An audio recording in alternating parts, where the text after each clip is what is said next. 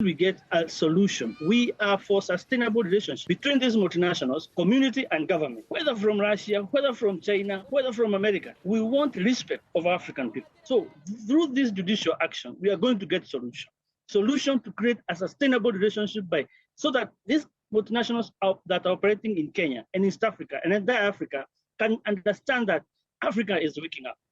Africa is rising, so that they respect us and we respect them. But the current relationship is purely parasitic, and we cannot allow that. South Africa has warned that it will arrest any citizen of their country who joins the IDF to fight in Gaza. And that could potentially target Israelis who have dual citizenship with South Africa. I've already issued a statement alerting those who are South African and who are fighting alongside or in the Israeli Defense Forces. We are ready. When you come home, we're going to arrest you. The top diplomat also encouraged people to protest outside the embassies of countries supporting Israel. South Africa has previously expressed support for Palestinians, saying that they were long subjected to oppressive conditions reminiscent of apartheid. Now, the government has also threatened to rescind the citizenship from any South African who fights for the IDF. The country has a significant Jewish population of around 70,000 people. But there are no clear numbers about how many South African citizens have volunteered to fight for Israel. In late December, South Africa submitted a plea to the International Court of Justice accusing Israel of committing genocide in Gaza. The court hasn't made a final ruling so far, but has demanded that Israel to take measures to prevent genocidal activities. However, within South Africa, there are supporters of Tel Aviv, with a delegation having recently visited towns in Israel affected by the war. Now, for more on this story, let's cross live to geopolitical analyst Joe Mlanga in South Africa. Joe, it's good to have you join me right now. Now, what legal basis could South African authorities have to arrest anyone who fights for the IDF?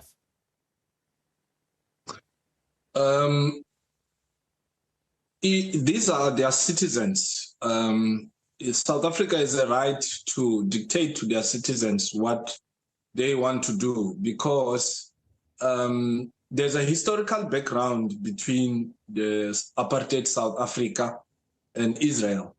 So the current administration, or should I say, the ANC government, understand very well that supporting Israel against the Palestinians, helpless Palestinians, because South Africa also comes from the same background where they suffered a similar kind of oppression, but this one is worse than any other form of oppression that we'll ever witness. So, and also at the same time, South Africa took the matter to court, and its own citizens are involved in the same war. So there is a lot of contradictory things that the South African government is trying to avoid by going to court, taking Israel to court while its own citizens are fighting there. So South Africa has to be seen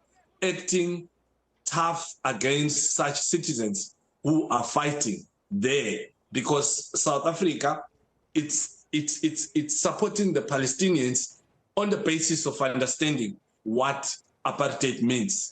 So South Africa is right to inform those people that are involved in such things that they will be arrested. But we also need to look at where does it come from? What is the background of it? You know, this is the same country where there is a divisions here and there.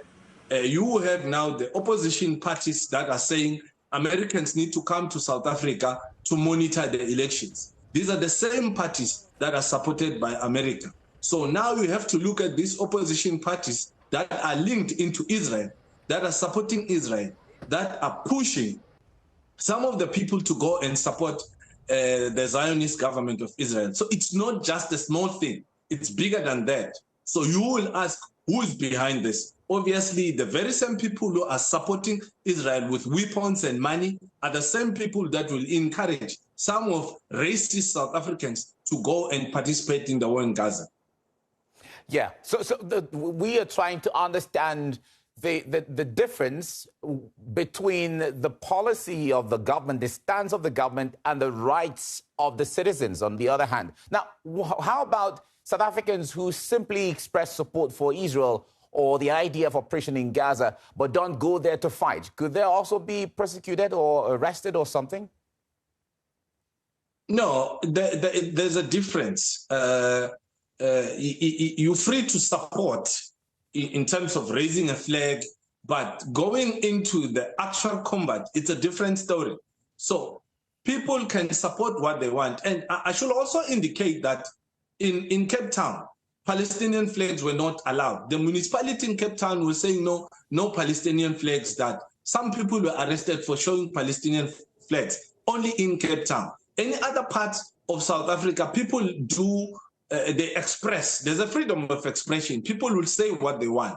You can march in the street, you can support Israel all you want, but carrying a weapon, going there to fight against defenseless people, it's completely immoral and unacceptable. So therefore, such people are going to be arrested. Hence, the minister was very clear. It's those people that went into the front lines and fight against, because South Africa is not at any war with Palestinians. Why are South Africans there fighting? Supporting in the streets, it's a different story. But going to the actual front lines, it is a problem. So the South African government is right to act against such. All right. Now, South Africa has accused Israel of committing genocide in Gaza, but it hasn't labeled Israel as a terrorist state. Do you think South Africa could eventually take that step, considering how things are going? Look, I think for South Africa to put Israel into ICJ and going after them to say they committed genocide, you cannot be committing genocide under normal circumstances. You have to be a terrorist to commit such. So it cannot be. Nobody under normal circumstances will commit a genocide if they are not terrorists, killing innocent people. You have to be a terrorist to do that. So South Africa does not necessarily have to pronounce that. The fact that Israel is told, and they fight against the word genocide, because to them, they want to label it differently, as if they have a better explanation of genocide. Yes, South Africa, yet South Africa itself, they are committing a genocide. You can only be a terrorist to commit such. There's an element of disconnect with humanity once you find yourself in that position. So whether South Africa called them a terrorist or not, the fact that the South Africa went all out to say this is a genocide that is being committed against Palestinians, that should be enough for the whole world to see the Zionist government for what they are. All right, we have to leave it here now. Thank you so much for your insights. Joe Mlanga, a geopolitical analyst, thank you so much for your insight there. Thank you. Now, the Israeli Minister of National Security has hailed the actions of the country's border police who killed a 12-year-old Palestinian boy playing with fireworks. You're saying a 12-year-old boy. Enough of that. It's a 12-year-old boy who is a terrorist, a 12-year-old boy who put our soldier at risk, a 12-year-old boy who throws fireworks, and some throw Molotovs. In Ramot, Molotovs. In Shuafat, Molotovs. Molotovs everywhere. Now, according to Israeli media, Ben-Gvir went off the rails last month and said that any woman and child that gets close to the border must get a bullet in the head. His statement is just the latest rhetoric from Israeli officials that has taken aim at Palestinians.